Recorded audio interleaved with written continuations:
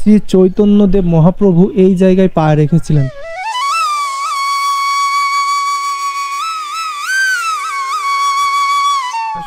শ্রী চৈতন্যদেব এখানে এসেছিলেন।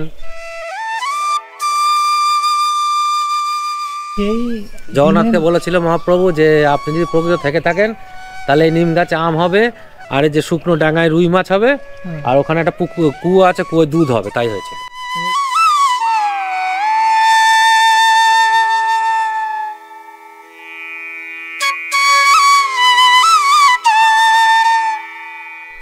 হ্যালো বন্ধুরা, welcome to my channel Yadav blog. চলে এলাম নতুন একটা ভিডিও নিয়ে। আর আজকে চলে এসেছি কিন্তু আমি চাকদার কাছেই একটা ঐতিহাসিক মন্দির, যেই মন্দিরটা কিন্তু অনেক প্রাচীন। বলা হয়ে থাকে এই মন্দিরে নাকি শ্রী চৈতন্যদেব স্বয়ং এসেছিলেন, যেটা হচ্ছে প্রায় 500 বছরের প্রাচীন মন্দির। তো চলো আমরা এখন ভেতরে যাব এবং ভেতরে যে এই মন্দিরে কি কি আছে সবকিছুই তোমাদের দেখাবো। এটাই হচ্ছে মেইন প্রবেশ গেট, আর প্রবেশ গেটটা দেখেই তোমরা বুঝতে পারছো যে কত বড় একটা প্রবেশ গেট মেইন মন্দিরের। তো চলো ভেতরের দিকে যাই। তো যাওয়ার আগে আমি একটা কাকার কাছ থেকে এখানকার একটু কিছু তথ্য তোমাদের বলি। তো চলো একটু শুনে নিই। আচ্ছা কাকা, ভালো আছেন? হ্যাঁ। আচ্ছা কাকা, এই মন্দিরটাই মানে এটা কি সত্য যে শ্রী চৈতন্যদেব নিজে এসেছিলেন? শ্রী চৈতন্যদেব এখানে এসেছিলেন, জগদীশ পন্ডিতের কাঁধে চেপে গঙ্গার ধারে এখানে জগন্নাথ এসেছিল, সবই সত্য। আচ্ছা, আর একটা এখানে যে চৈতন্যদেবের মূর্তিটা রয়েছে, ওই মূর্তির নাকি সুভদ্রাও নেই এখানে, শুধু চৈতন্যদেব আর জগন্নাথ আছে। এই যে ওই যে প্রাচীন দেখছেন, হ্যাঁ হ্যাঁ, ওই কোনায় ছিল গঙ্গা। আর এখন তো অনেকটা এখন এখানে 3-4 কিলোমিটার দূরে চলে গেছে। আচ্ছা, যখন এই মন্দিরটা এখানে, আপনারা তো ছোটবেলা থেকে দেখছেন, তো মন্দিরটা কি এখানে এইভাবেই ছিল, মানে এইভাবেই তৈরি ছিল না ছোট ছোট? না, নতুন তখন আগে ছোট ছিল, তারপর নতুনেরা ফাউন্ডেশন করেছে, বড় করেছে। আচ্ছা, তখন ছোট ছিল। আচ্ছা, তার মানে এই মন্দিরে সবাই আসতে পারবে, তাই না? সবাই আসতে। ভিতরে কিন্তু আমি প্রবেশ করে গেছি, আর ভেতরে প্রবেশ করতেই কিন্তু একটা বড় একটা নিম গাছ দেখতে পাচ্ছি, আর এখানে কিন্তু লেখা আছে শ্রী শ্রী জগন্নাথ জিউ।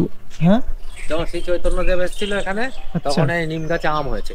মানে সেই জগন্নাথকে বলেছিল মহাপ্রভু যে আপনি যদি প্রকৃত থেকে থাকেন তাহলে এই নিম গাছে আম হবে, আর এই যে শুকনো ডাঙায় রুই মাছ হবে, আর ওখানে একটা কুয়ো আছে, কুয়োয় দুধ হবে, তাই হয়েছিল। মানে এটা কি সত্যি? এটা সত্য। আচ্ছা, আর এই নিম গাছটা কি তখন থেকে এইভাবেই আছে? তো বন্ধুরা, একটা জিনিস কিন্তু আমি জানতামই না, কাকার কাছ থেকে কিন্তু জানলাম।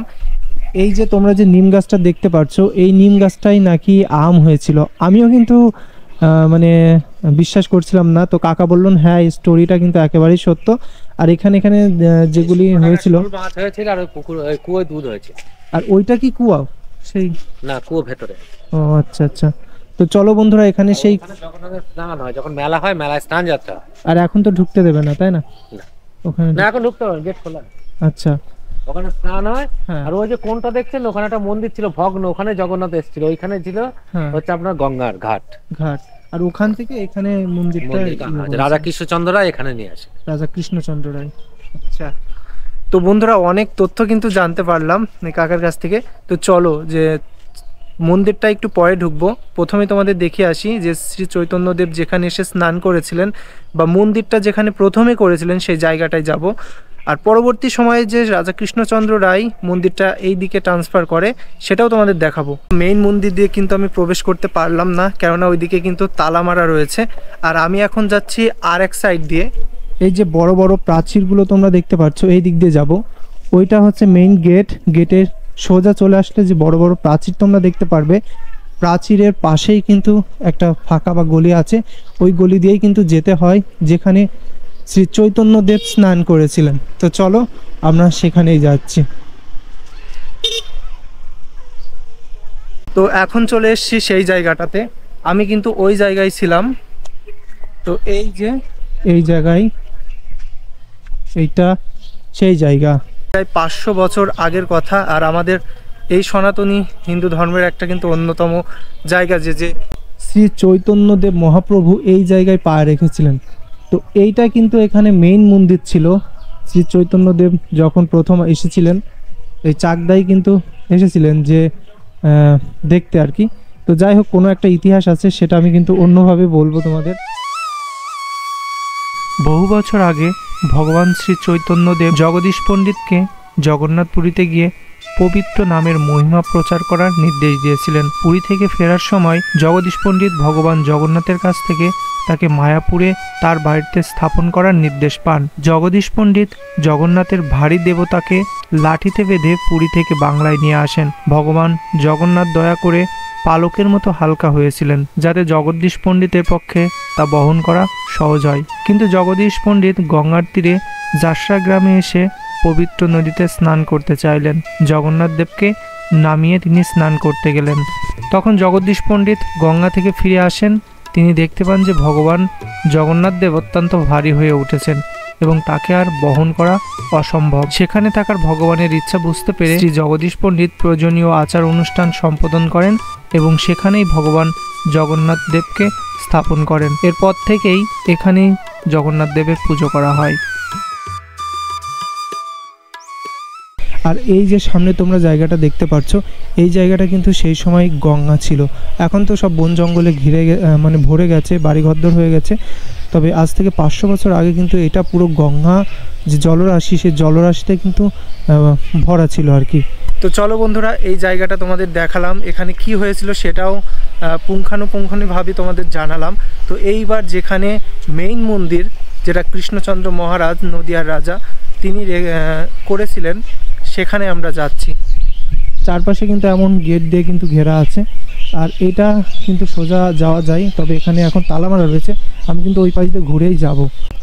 তো ভেতরে তোমরা দেখতে পাচ্ছ মন্দিরের যে মন্দিরটা, সেটা কিন্তু এখানে রয়েছে। আর বড় বড় যে জায়গাগুলো রয়েছে, এখানে কিন্তু মেইনলি যে এখানকার যারা পুজো করেন তারা কিন্তু এখানে থাকেন। তো দেখতেই পাচ্ছ এখানকার যে পরিবেশ, সেটা কিন্তু খুবই শান্ত এবং নিরিবিলি একটা পরিবেশ, যে পরিবেশে কিন্তু সবারই মন শান্ত হয়ে যাবে আর কি। এটাই হচ্ছে মেইন মন্দির। ভিতরে কিন্তু শ্রী শ্রী জগন্নাথ দেবের যে মূর্তিটা, সেটা কিন্তু রয়েছে। আর এখানে কিন্তু সম্পূর্ণভাবে ভিডিও করা, মানে ছবি তোলা নিষেধ বিগ্রহের। তো ওখানে কিন্তু বিভিন্ন ধরনের সাইনবোর্ড দেওয়া রয়েছে যেটা বিগ্রহের ছবি তোলা নিষেধ। এই জন্য আমি ভিতরে তোমাদের ছবিটা দেখাতে পারবো না। এখানে কিন্তু ভীষণভাবে যে প্রসাদের ব্যবস্থা, সেটাও কিন্তু করা হয়। আর এটা কিন্তু প্রচুর পরিমাণের মানুষ একসাথে সেই প্রসাদটা গ্রহণ করে।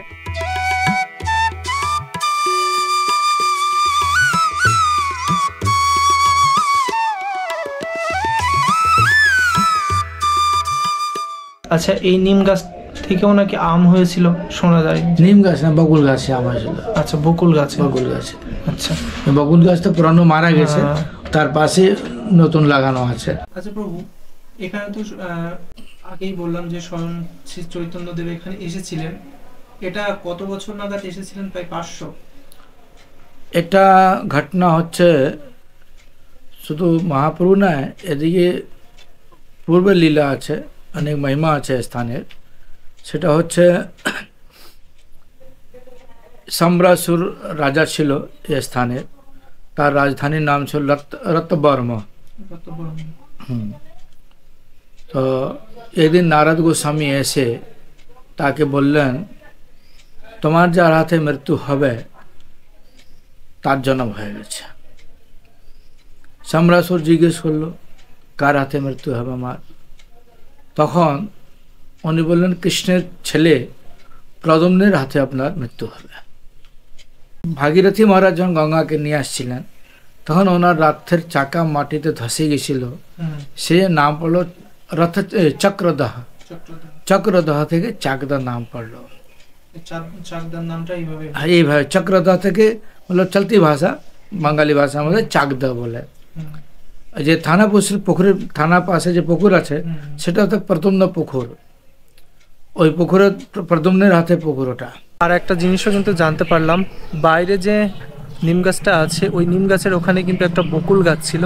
তো ওই বকুল গাছে নাকি যে এখানে জগদ্দীপ পণ্ডিত ছিলেন, তিনি নাকি বলেছিলেন যে ফুলের মালা ওখান নাকি করতে আর কি, মানে ওখানে আসতে। তো সেই সময় কিন্তু ওখানে কোনো ফুল টুল ছিল না, তবুও মানে ভগবানের টানে যাই হোক কোনো একটা ব্যাপারে কিন্তু সেখানে ফুলের মালা কিন্তু অলরেডি তৈরি হয়ে যায়। তো সেইভাবেই কিন্তু পুজো করতে থাকে। আর একটা জিনিস তোমাদের দেখাই, এই যে আম গাছটা তোমরা দেখতে পাচ্ছ, এই আম গাছটা কিন্তু দুই ধরনের আম ধরে। এটা কিন্তু এখনকার তোমরা দেখতে পারো যে বিভিন্ন জায়গায় বিভিন্ন কৃত্রিম উপায়ে কিন্তু 3-4 রকমের আম ধরে, কিন্তু এইটা কিন্তু অনেক আগের, বলা যায় যে সেই সময়কার গাছ, যেটা কিন্তু সেই সময় এখানে এইভাবে আম ধরতো। তো এটা কিন্তু একটা অন্যরকম বিষয়। আর এটা হচ্ছে এখনকার মন্দির, যেটা মহারাজা কৃষ্ণচন্দ্র রায় পরবর্তী সময়ে কিন্তু এখানে আনেন। তাছাড়াও কিন্তু এখানে ভোগ বা প্রসাদের কিন্তু ব্যবস্থা করা আছে। তোমরা কিন্তু নির্দিষ্ট সময় এসে এখানে ভোগ বা প্রসাদের জন্য অনলাইন বুক করতে পারো, এমনকি তোমরা কিন্তু এখানে এসে নাম লেখাতেও পারো। এই যে পেছনে যে অফিসটা আছে, এই অফিসে কিন্তু তোমরা নাম লেখাতে পারো। বন্ধুরা, এই দিকে কিন্তু খাবার ব্যবস্থা থাকে। যারা বৈষ্ণব সম্প্রদায়ের মানুষ আছে, তারা কিন্তু অনেক মানুষ অনেক সময় কিন্তু এখানে চলে আসে তাদের কোনো একটা পারিবারিক অনুষ্ঠান বা যাই হোক তাদের ধর্মীয় কোনো অনুষ্ঠানের জন্য। বড় বড় যে কড়াইগুলো দেখতে পাচ্ছ, এই কড়াই দিয়ে কিন্তু এখানে প্রচুর পরিমাণের রান্না করা হয়। আর এইটা হচ্ছে সেই কিচেন, দেখতে পাচ্ছ পুরো কড়াইটা কিন্তু পুরো লোহার কড়াই।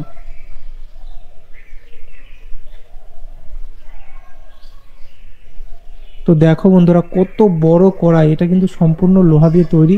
তো ওখানে কিন্তু একটা চুলাও দেখতে পাচ্ছ, অনেকটা বড়। আর অনেক মানুষ যখন এখানে চলে আসে ভক্তি বা অন্যান্য কারণে, তখন কিন্তু এই জায়গায় এই বড় বড় ইয়েতে রান্না করা হয়। তো এই জায়গাটা কিন্তু একটা অন্যরকম পরিবেশ, একদম নিস্তব্ধ পরিবেশ। আচ্ছা, কেউ যদি কলকাতার দিক থেকে আসে তাহলে কিভাবে আসবে?